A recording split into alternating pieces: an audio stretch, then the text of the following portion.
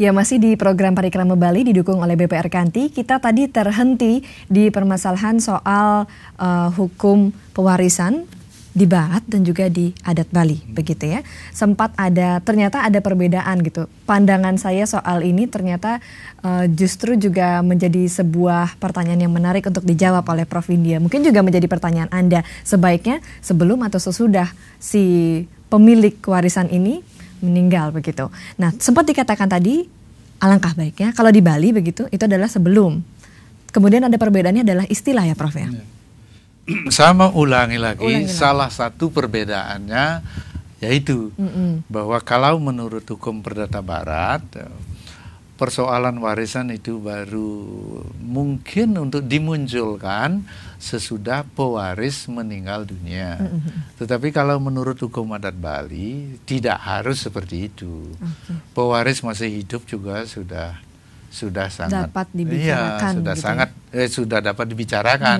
Bahkan saya sendiri berpendapat sebaiknya memang ketika pewaris masih hidup, supaya ada kejelasan bagian mana yang dapat diminta, bagian mana yang mungkin dibagi, dan bagian mana yang harus diurus dan diteruskan. Itu satu perbedaannya. Ya. Perbedaan yang lainnya menyangkut soal ahli waris. Kalau menurut hukum perdata Barat, rumusnya ada pewaris, orang yang meninggalkan harta warisan, atau orang yang meninggalkan warisan, itu disebut pewaris. Ada orang yang menerima warisan, itu disebut ahli waris. Gitu. Ada warisan sendiri yang dialihkan dari pewaris kepada ahli waris. Itu konsep hukum perdata Barat. Kalau menurut hukum adat Bali, ada perbedaan antara waris dan ahli waris. Oke, apa itu bedanya? Ada pewaris, kemudian ada harta warisan, ada waris, ada ahli waris. Beda itu waris dengan ahli waris ya? Nah itu dah. Tidak semua waris itu adalah ahli waris. Ini menurut hukum adat Bali. Waris itu artinya keturunan dalam hal ini. Oke. Waris itu artinya keturunan.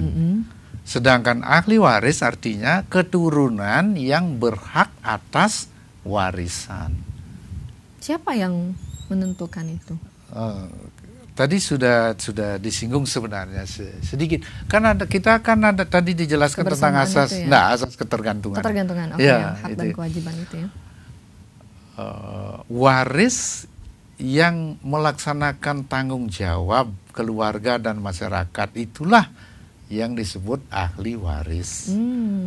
Sisanya yang tidak melakukan mungkin. Waris atau keturunan yang tidak mungkin melaksanakan suodharma, tanggung jawab yang 3 itu, mereka tidak berhak disebut ahli waris. Tetapi tetap dia adalah waris. Jadi ada pewaris, ada warisan, ada waris, ada ahli waris. Beda kan? Kalau hukum perdata Barat atau hukum perdata ada 2 saja malah. Pewaris, warisan, ahli waris. Kalau menurut hukum adat Bali, pewaris, warisan, waris, ahli waris. Canggih. Itu. Sengaja dibedakan itu karena sesuai dengan asas karena asas tadi, ketergantungan itu. Tidak semua waris itu memiliki hak atas warisan. Ahli waris yang memiliki hak atas warisan, ada waris yang memiliki hak atas warisan adalah waris yang melaksanakan suodharma, keluarga dan masyarakat. Itulah disebut nanti ahli waris. Dialah yang berhak disebut ahli waris. Wah, baik. Ini membuka mata kita agak lagi. Agak merepotkan. Repot tapi harus tahu gitu ya. Iya, kalau tidak ingin timbul berbagai persoalan tentang warisan. Iya, baiklah. Itu saja perbedaannya.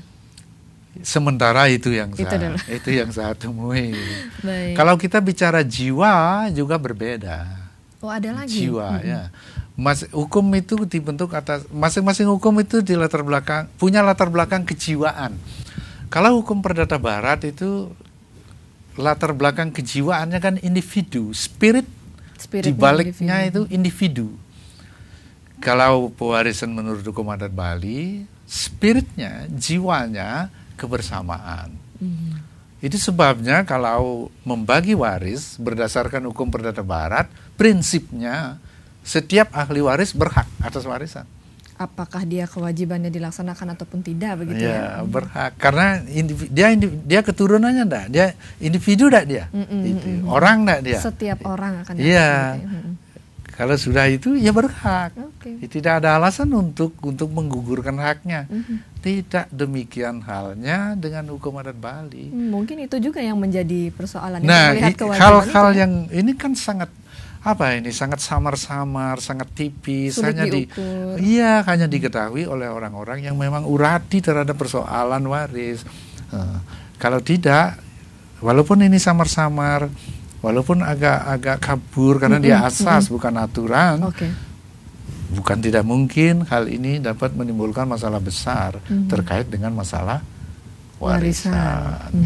Wah, ini dia mungkin yang patut kita waspadai juga mungkin ya. Soal ingatnya jangan ingat hak aja tapi kewajiban juga. Nah, itulah dari awal kan sudah diingatkan. Yang nomor satu harus tahu, sesudah itu mengerti, paham. Itu. Dan yang terakhir jangan rakus. Jangan rakus. Baik, nah saya agak berdosa dengan pemirsa Kompas Dewata ini Prof, karena tadi di segmen kedua janji cerita soal sebenarnya sejak kapan sih warawiri soal warisan ini muncul begitu ya. Janjinya di segmen 2, di segmen 3 baru sempat kita bahas nih. Boleh saya tagih ya utangnya? Sekarang atau nanti? Sekarang aja. Sekarang. Iya.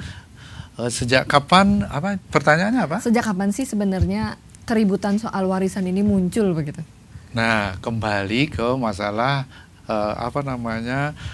latar belakang kejiwaan yang tadi itu. Oh, balik lagi ke sana. Iya, itu. Bahwa hukum perdata barat itu latar belakang spirit atau kejiwaannya kan individu. Karena saya individu, saya berhak.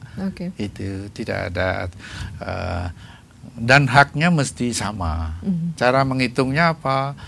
Pakai kalkulator. Jadi harus sama jumlahnya. Kalau 10 dibagi 3 pakai kalkulator berarti 3,33 ya silakan. Itulah konsekuensi dari spirit individu itu.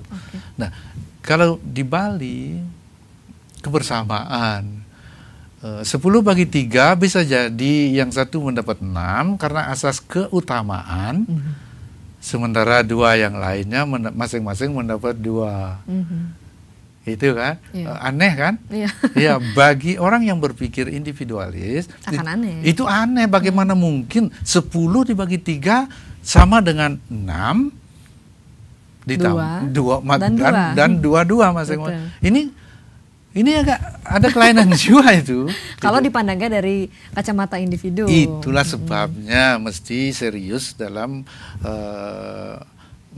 mesti pintar memilih kacamata. Iya, betul. Kacamata yang kalau kita melihat persoalan Bali, kacamatanya mesti Bali.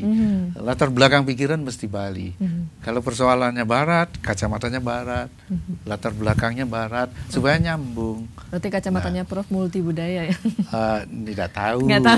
Terserah Galuh, ya, terserah pemirsa. Oke deh. Nah, saya jadi lupa. Apa yang mau dibilang tadi? Iya, pertanyaan tadi. Kita kembali ke kapan? Kapan? Nah, tapi ini dugaan ya. Dugaan. Belum ada penelitian. Iya.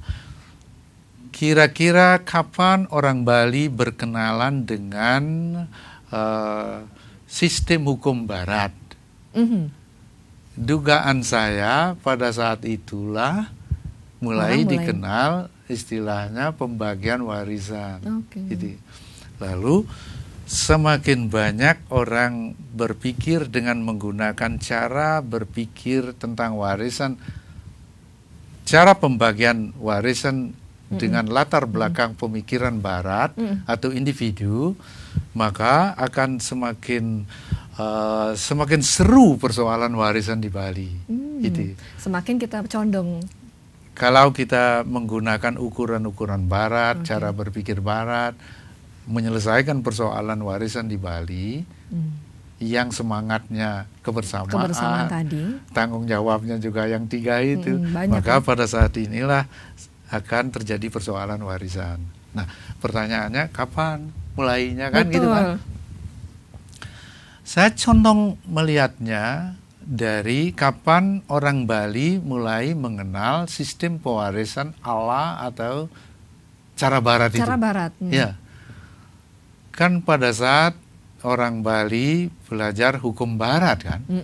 Malah pada saat itulah mereka mengenal warisan. Maka pada saat itu, oh ternyata begini loh seharusnya warisan. Harus diatur loh warisan itu. Gitu. Kalau saya tidak salah, sarjana hukum pertama di Bali itu keluaran tahun 38. Wah, lama ya. Sarjana hukum pertama. Itulah mungkin beliau ini yang memperkenalkan kalau di Barat caranya begini, kalau di Bali caranya begini. Itu belum tentu menabrak, kan belum tentu kopi hukum Barat dilaksanakan di Bali, belum tentu. Tetapi mungkin pada saat itu baru ada pemikiran perbandingan. Itu, oh ternyata cara Barat seperti ini, cara Bali seperti ini. Itu tahun 38 sarjana hukum. Nah, sesudah tahun 78 kan semakin banyak orang yang belajar hukum Barat, termasuk sekarang. Kalau kuliah di Fakultas Hukum, terutama yang di luar Bali, dalam hubungannya dengan pewarisan, kan dengan yang diajarkan kan hukum barat. Hukum perdata itu. Kecuali kuliahnya di Bali dan di Fakultas Hukum UNUD, baru ketemu saya, baru dengar cerita-cerita seperti ini. Kalau tidak, otaknya sudah beda ya. Sudah barat otaknya. Sudah diformat di barat. Ya, nah, lalu satu sarjana hukum dalam satu keluarga ada 5 atau 6 orang yang tidak berpendidikan hukum, yang format atau cara berpikirnya masih kebersamaan, dua neng sareng, apalagi kewajiban-kewajiban itu tadi. Inilah yang antara lain ya dapat dikatakan mulainya timbul persoalan pembagian itu. Mulai ada ketidakseimbangan. Iya, gitu. Mulai cara berpikirnya. Baik, sayang sekali di segmen ketiga ini waktu kita sudah habis, Prof. Kita akan lanjutkan lagi nanti di segmen keempat ya. Boleh istirahat dulu, diminum tehnya yang masih hangat nggak ya? Kita akan istirahat sejenak. Pemirsa jangan kemana-mana, tetap di Parikrama Bali.